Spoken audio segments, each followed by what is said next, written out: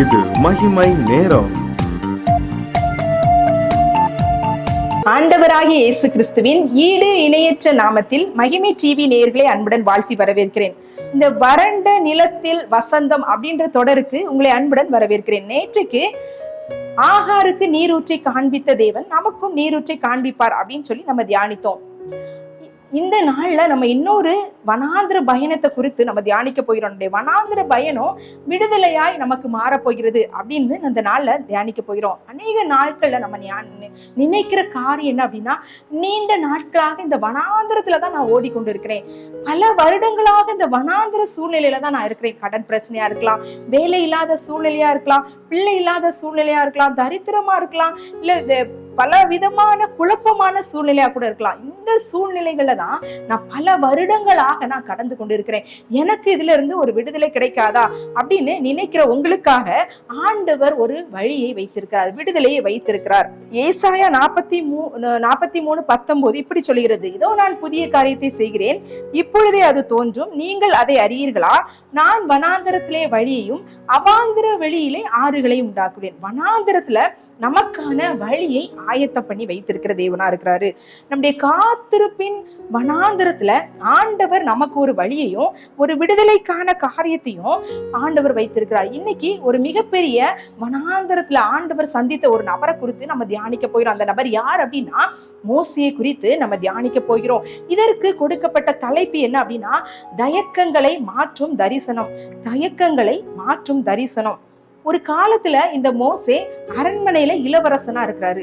இன்னைக்கு பார்த்தா 40 ஆண்டுகளா வனாந்தரத்துல இருக்கிறாரு. அப்படி சூழ்நிலையை சற்று நோக்கி பார்க்கும்போது உயர்ந்த நிலைமையில இருந்த நபர் இன்னைக்கு கீழான ஒரு நிலைமையில, வனாந்திரமான ஒரு சூழ்நிலையில அவர் காணப்படுகிறார். ஒருவேளை நம்முடைய வாழ்விலும் நான் நல்லா இருந்தேன், என்னுடைய குடும்பம் நல்லா இருந்துச்சு, நாங்க ரொம்ப சந்தோஷமா இருந்தோம், எங்களுக்கு தேவையான எல்லாமே இருந்துச்சு அப்படின்னு ஒரு சூழ்நிலை இருந்த நாம் இன்னைக்கு வனாந்திரமான பாதையில நம்ம ஓடிக்கொண்டிருக்கும் போது நம்முடைய மனம் எவ்வளவு அங்கலாய்க்கிறதாய் காணப்படுகிறது. இன்னைக்கு இந்த மோசே ஆட்டு மந்தையை மேய்த்து கொண்டிருக்கிறாரு. அப்படியே தன்னுடைய செல்வாக்கையெல்லாம் இழந்து அவர் தன்னுடைய கீழான ஒரு நிலைமையில காணப்படுகிறாரு. அந்த நேரத்துலதான் ஒரு அற்புதம் நடக்கிறது. அங்க எரிகிற முச்செடியை அவர் காண்கிறார். அது சாதாரணமான ஒரு முச்செடி தான், ஆனா அசாதாரணமான காட்சியை அங்கு காண்கிறார். சாதாரணமான முச்செடியில ஒரு அசாதாரணமான காட்சியை மோசே காண்கிறார். மோசே அந்த முச்செடியில அந்த அக்கினி பற்றி எரிந்ததை போய் பார்க்கிறாரு. அது கருகி போகல. வனாந்தரத்துல முச்செடி இருக்கிறது ஒரு சாதாரணமான காரியம்தான். அந்த முச்செடி தீப்பற்றி எரிந்துச்சு அப்படின்னா அது கருகி போகக்கூடிய சூழ்நிலையில தான் இருக்கும். ஆனா அது கருகி போகல. அந்த அற்புத காட்சியை நான் கிட்ட போய் பார்ப்பேன் அப்படின்னு சொல்லி மோசே அந்த முச்செடிக்கு நேராக போகும்போது ஆண்டவர் தரிசனமாகி ஆண்டவர் மோசேயை நோக்கி கூப்பிடுறாரு.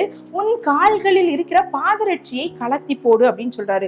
இந்த பாதரட்சியை கலற்றுதல் அப்படின்னா என்ன அப்படின்னா, அந்த பழைய தோல்விகள், பழைய முயற்சி, பழைய அவளுடைய சொந்த முயற்சி, அவருடைய பழைய காரியங்கள் எல்லாவற்றையும் நீ கலற்றி போடு அப்படின்னு ஆண்டவர் சொல்றாரு. ஏன்னா நீ நிற்கிற இடம் பரிசுத்தமான இடம். உன்னுடைய பாவ பழக்க வழக்கங்கள், உன்னுடைய கோபமான காரியங்கள், நீ முன் நாட்கள்ல செய்த தவறுகள் எல்லாவற்றையும் நீ கலற்றி போடணும் அப்படின்னு மோசேக்கு ஆண்டவர் சொல்றாரு. இந்த நாள்ல ஒரு வனாந்தரமான சூழ்நிலையில காணப்படுகிற உங்களை பார்த்தோம் அதே காரியத்தை ஆண்டவர் சொல்றாரு. பாதரட்சியை கலற்றி போடு. உன்னுடைய சொந்த முயற்சியை நீ விட்டு விடு. உன்னுடைய பழைய பாவங்களை விட்டு விலகு.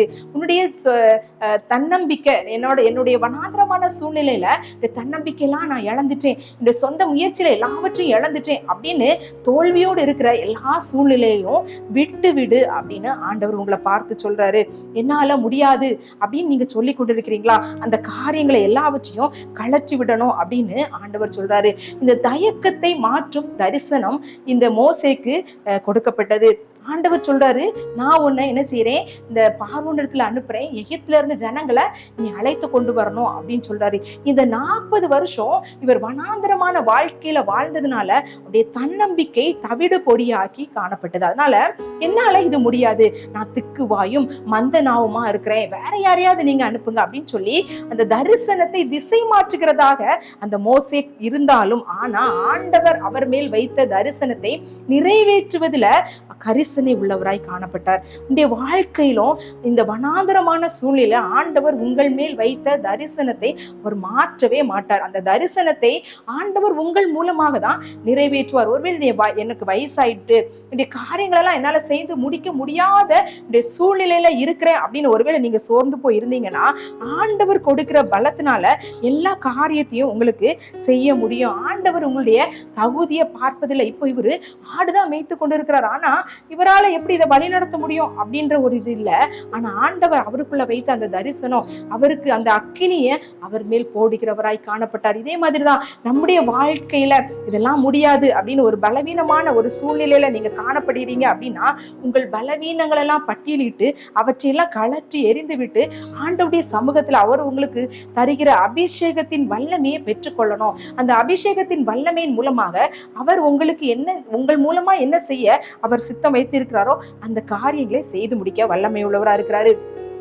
வில்லியம் கேரி அந்த மிஷனரியை பத்தி நம்ம எல்லாருக்கும் நல்லா தெரியும். அவர் நவீன மிஷனரி இயக்கத்தின் தந்தை அப்படின்னு அழைக்கப்படுறாரு.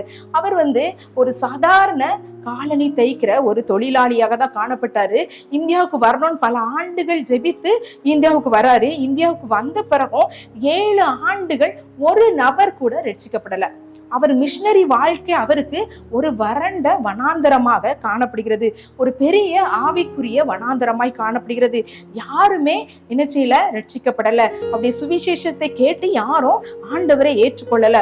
ஆனா அவர் என்ன சொல்றாரு அப்படின்னா, தேவனிடம் இருந்து பெரிய காரியங்களை எதிர்பாருங்கள், தேவனுக்காக பெரிய காரியங்களை செய்யுங்கள் அப்படின்னு. தேவனுக்காக நம்ம பெரிய காரியங்களை செய்யும் போது ஆண்டவர் நம்முடைய வாழ்க்கையிலும் பெரிய காரியங்களை செய்ய வல்லவரா இருக்கிறாரு. இந்த வில்லியம் கேரியுடைய மிஷனரி வாழ்க்கையில ஒரு பெரிய மாற்றம் ஏற்பட்டது. இன்னைக்கு பாத்தீங்க அப்படின்னா நம்முடைய இந்தியாவில கல்வி மற்றும் சமூக மாற்றத்திற்கு அவர் ஒரு அடித்தளமானவராய் காணப்பட்டார். அப்போ நம்முடைய வாழ்க்கையில நம்முடைய ஆசீர்வாதங்கள் தடையாய் காணப்படலாம். ஒருவேளை வனாந்தரமான சூழ்நிலைக்கு நேராக நம்முடைய வாழ்க்கை ஓட்டங்கள் காணப்படலாம். என்னால இதெல்லாம் முடியாது, என்னுடைய தகுதி எனக்கு இல்லை. இந்த மோசே சொன்னது போல நான் திக்கு வாயும் மந்த நாவமா இருக்கிறேன், ஒருவேளை என்னுடைய காரியங்களை என்னால செய்து கொள்ள முடியாத சூழ்நிலையில நான் இருக்கிறேன் அப்படின்னு நீங்க நினைத்தீங்க அப்படின்னா, இந்த வனாந்தரத்தின் நடுவுல அந்த முச்செடியில ஒரு அபிஷேகத்தை, ஒரு அக்கினியை வைத்து அந்த தரிசனத்தை அந்த மோசேக்கு கொடுத்த தேவன் உங்களுடைய வாழ்க்கையிலும் பரிசுத்த ஆவியானவரை உங்களுக்கு தந்தர்லி உங்களுடைய வாழ்க்கையில் இருக்க தரிசனங்களை, ஆண்டவர் உங்கள் மேல் இருக்கிற தரிசனத்தை நிறைவேற்ற வல்லவரா இருக்கிறார். இந்த வனாந்தரமான சூழ்நிலை கூட அந்த அபிஷேகத்தை பெற்றுக்கொண்டோம் அப்படின்னா இன்னும் ஆண்டவருக்காக பெரிய காரியங்களை செய்ய ஒரு பெரிய விடுதலை ஆண்டவர் நமக்கு தர வல்லமையுள்ளவரா இருக்கார். நம்ம அதுக்காக ஆண்டவரிடத்துல நம்முடைய காரியங்களை சொல்லி நம்ம ஜெபிக்கலாம். ஆண்டவரே, என்னுடைய வாழ்க்கை வனாந்தரமாய் காணப்படுகிறது, இதுல எனக்கு ஒரு பெரிய விடுதலையை நீங்க எனக்கு தாங்க அப்படின்னு சொல்லி நம்ம ஜெபிக்கலாம். எங்களை அதிகமாய் நேசிக்கிற எங்கள் அன்பின் கர்த்தாவே, இந்த நாளுக்காக உமக்கு நன்றி செலுத்துறேன். இந்த நாள்ல இந்த வறண்ட நிலத்தில் வசந்தம் அப்படின்ற இந்த தொடர்ல ஆண்டவரே, இந்த நாள்ல ஆண்டவரே நாங்க மோசையை குறித்து நாங்க பார்த்தோம். ஆண்டவரே, இந்த தரிசனத்தை நீங்க வைத்திருக்கிற தேவனா இருக்கிற எங்கள் மேலும் இந்த தரிசனத்தை வைத்திருக்கிறீங்க. பார்த்து கொண்டிருக்கிற ஒவ்வொரு மேலும் ஒவ்வொரு தரிசனத்தை நீங்க வைத்திருக்கிறீங்க. அந்த தரிசனத்துக்கு நேராக என்னுடைய வாழ்க்கையை ஓட முடியாதபடி எங்களுக்கு வனாந்தரங்கள் எங்களை தடுக்கிறதாய் காணப்படுகிறது, என்னுடைய சூழ்நிலைகள் எங்களை தடுக்கிறதாய் காணப்படுகிறது. இந்த சூழ்நிலைகளை மேற்கொள்ளக்கூடிய அபிஷேகத்தை எங்க ஒவ்வொருவருக்கும் தந்துள்ளுங்க. எங்கள் மேல் வைத்திருக்கிற தரிசனத்தை நிறைவேற்றுகிற வல்லமைய வரத்தை எங்களுக்கு தரும்படியாய் ஜெபிக்கிறோம். அன்றைய வனாந்தரமான சூழ்நிலையில ஒரு விடுதலையை நீர் உண்டு பண்ணும்படியாய் ஜெபிக்கிறோம். இந்த வனாந்தரம் எப்ப மாறும், நீண்ட நாளா இருக்கு அப்படின்னு காத்திருக்கிற ஒவ்வொருவருக்காக நாங்க ஜெபிக்கிறோம். இந்த நேரத்துல அவங்களுக்கு ஒரு பெரிய விடுதலையை உண்டு பண்ணுங்க. ஒருவேளை நோயா இருக்கலாம் ஆண்டவரே இயேசப்பா, பாவ பழக்க வழக்கமா இருக்கலாம் ஆண்டவரே, ஆண்டவரே இயேசப்பா பொருளாதார தேவையா இருக்கலாம். எந்த வனாந்தரமான சூழ்நிலை இருந்தாலும் அந்த வனாந்தரத்தை விடுதலையாய் மாற்றுகிற தேவன் எங்களோடு இருக்கிறதற்காக உமக்கு நன்றி செலுத்துகிறேன். துதி கன மகிமை உமக்கு மாத்திரம் செலுத்துகிறேன். நீர் பெருக நாங்கள் சிறுக. இயேசுவின் மூலம் ஜெபம் கேளு நல்ல பிதாவே, ஆமேன். இந்த நாள்ல வனாந்தரத்தை விடுதலை பயணமா மாற்றக்கூடிய அபிஷேகத்தை ஆண்டவர் நம்மளுக்கு தந்திருக்கிறாரு. இதே மாதிரி இன்னொரு வனாந்தர பயணத்தை குறித்து நம்ம நாளைக்கு தியானிக்கலாம். கர்த்தர் தாமே உங்கள் ஒவ்வொருவரையும் ஆசீர்வதிப்பாராக. ஆமென்.